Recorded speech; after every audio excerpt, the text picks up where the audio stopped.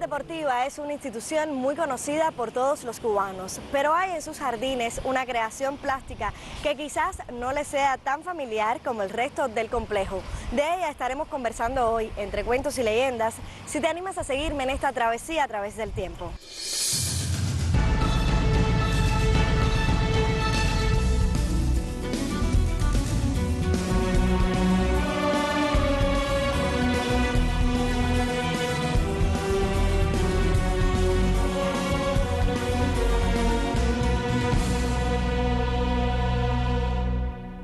La Meta se llama a esta obra realizada entre los años 1936 y 1937 por el reconocido escultor cubano Fernando Boada Martín. En ella el artista detiene en el tiempo el gesto y la emoción del atleta que ve coronada su esfuerzo con el éxito al final de una carrera. Es símbolo de victoria, pero también de sacrificio y voluntad. Fernando Boada Martín fue un escultor cubano que tuvo su obra y él como persona mucha relevancia dentro de su trabajo profesional. Él se enfocó básicamente, después de sus estudios en la Academia de Bellas Artes San Alejandro, en una escultura realista, en una escultura donde definida precisamente por sus técnicas escultóricas muy precisas, el retrato, la escultura monumental y la escultura funeraria, que hay muchísimas emplazadas en Cuba y fuera de Cuba, en muchísimas partes del mundo, en cementerios, en parques públicos, en el propio Cotorro, en Mariel, en Matanza. Hay muchos parques dedicados a las madres. Ese monumento tan valioso que en algún momento yo creo que él fue tal vez un punto de partida en crear esos espacios dedicados a la madre cubana, a la madre del mundo. Y son esculturas de Fernando que están emplazadas, como retratos que le hizo a Fidel Castro. Sentía mucha simpatía y en algún momento dijo, a través de un crítico nos llega la información, de que el rostro de Fidel a él le costaba trabajo esculpirlo porque lo sentía muy rígido, muy firme, y era como un reto personal para él trabajar la imagen de Fidel. De Mella también trabajó muchísimas imágenes, de Maceo. Es decir, él fue como un promotor cultural a través de la escultura y el retrato, de mantener mantener viva en emplazamientos públicos todos los retratos de estos próceres, de estos mártires nuestros que formaron parte del proceso revolucionario. Hay algo muy peculiar al respecto, ¿no? A pesar de no estar integrado dentro de la vanguardia artística del país, porque se consideraba un artista elitista, siempre estuvo dentro del proceso revolucionario y con las figuras insignes que formaron parte de este proceso. Por eso es de mucha relevancia, ¿no?, ver los rostros, los retratos que hizo sobre Mella, muchísimos, sobre Martí, que además se dedicó a promocionarlos en el mundo entero, donde él personalmente inauguraba los gustos de esos espacios abiertos, pero nunca vivió fuera de Cuba. Es decir, siempre radicó, nació el 27 de octubre de 1920 en Cuba y fallece el 18 de julio del año 80 en Cuba.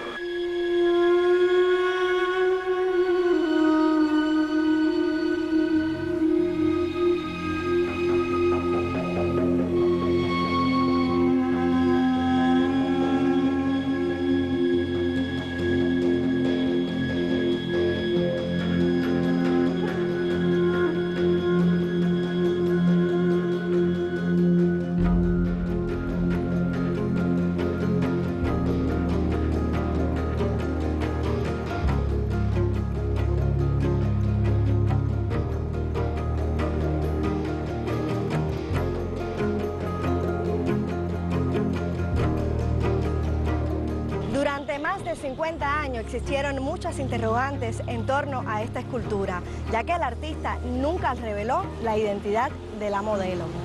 Esto le confirió a la estatua un aura de misterio y se tejieron muchas especulaciones al respecto. Finalmente, en 1987, se develó el secreto. La Meta es una escultura que según nos ha llegado en los trabajos investigativos, Boada se propuso en el año 35, a través de la imagen de una niña, de una muchacha, que era hija de una amistad de él, y la sutileza, la frescura de su rostro, sabes que son señas que a veces le llaman mucho la atención a un artista visual para trabajar. y él se encaprichó en crear esta imagen. En sus inicios, en el año 35, como decía, fue sobre yeso, que es uno de los procesos que lleva la escultura para materializar más tarde en otro soporte que le interese, más fuerte, más rígido. Hasta el año 59, que se fundió en bronce y se emplazó en la ciudad deportiva que hoy la podemos disfrutar de él.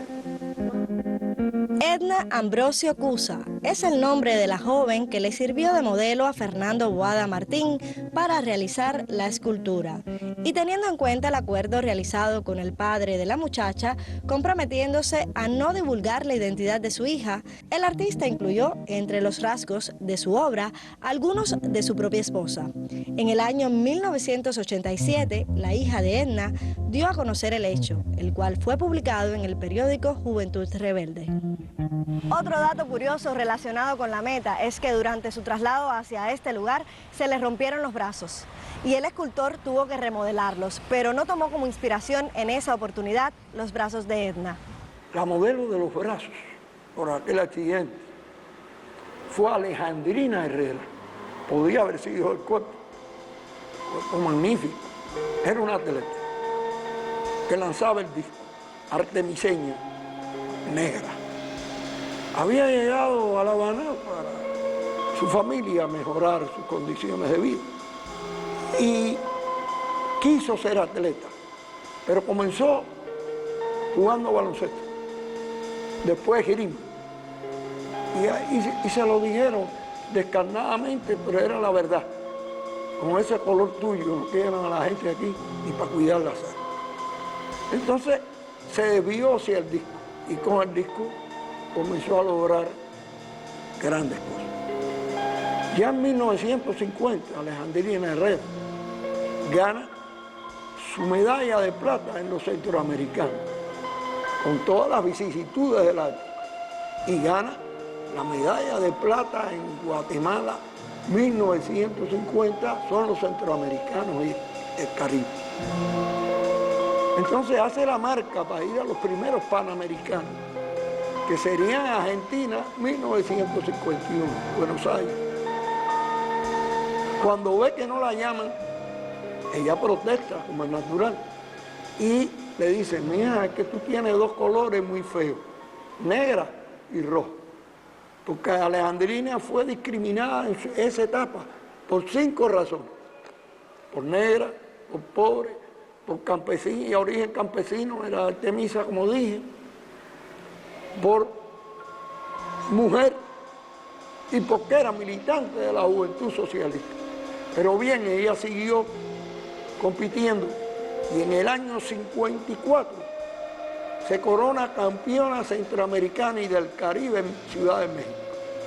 Cuando viene a Cuba hay una discusión tremenda porque los 5 fuertes clubes de la high life elitista no querían que fuera la atleta del año, pero no pudieron aquellos Yacht Club, Miramar Yacht Club, Vilmo, no pudieron con ella. Y fue escogida la atleta del año entre hombres y mujeres en ese año 54. Ya en el 55, en la misma Ciudad de México, por fin va a los Panamericanos y allí obtiene medalla de bronce. Alejandrina estudió profesora de cultura física, siguió compitiendo, pero bueno, llegaron los años y los años pueden más que cualquier cosa.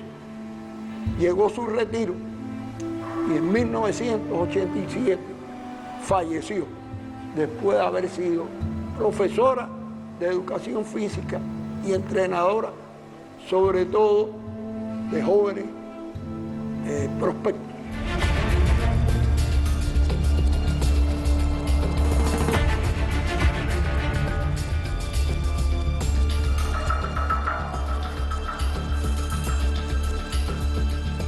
Claro, los brazos de ella son muy fuertes, propia de una deportista, y entonces la ponen ahí. Todo su cuerpo era muy fuerte y lo sitúan allí. Boada debe haberla buscado y le dijeron: esa es la mejor, porque además es una mujer alta. Me imagino que la que hizo Todo el cuerpo era alta también, por lo que yo veo en esta escultura de la Meta.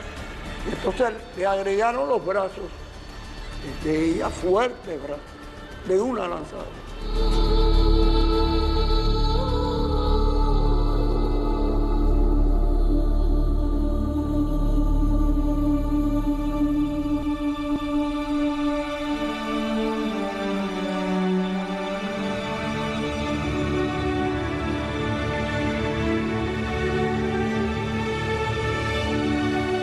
Sí, yo digo y exhorto, ¿no?, a muchos investigadores que de Fernando Boada hay mucho por conocer todavía, muchísimo, porque a la vez hay muy pocos materiales que ayudan dentro de un proceso investigativo.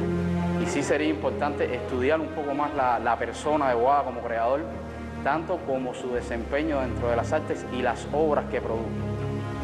Yo creo que hay mucho material para estudiar y para investigar todavía sobre esa figura de ese escultor que debe estar ahora mismo en la cúspide de la escultura cubana de los años 60, 70, 50, ¿por qué no? Investigar y proteger y promocionar, publicar, donde hay muchas piezas de él emplazadas, pero la rodea un desconocimiento inmenso, tanto de la población como de los mismos funcionarios de cultura de esas localidades.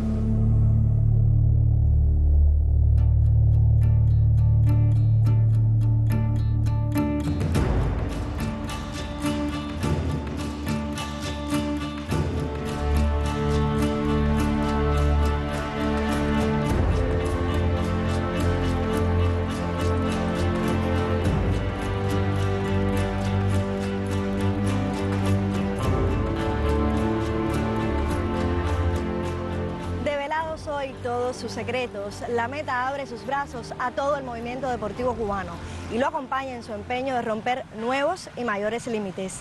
Nos vemos en una próxima cita en la que pretendo descubrir contigo lo que se oculta entre cuentos y leyendas.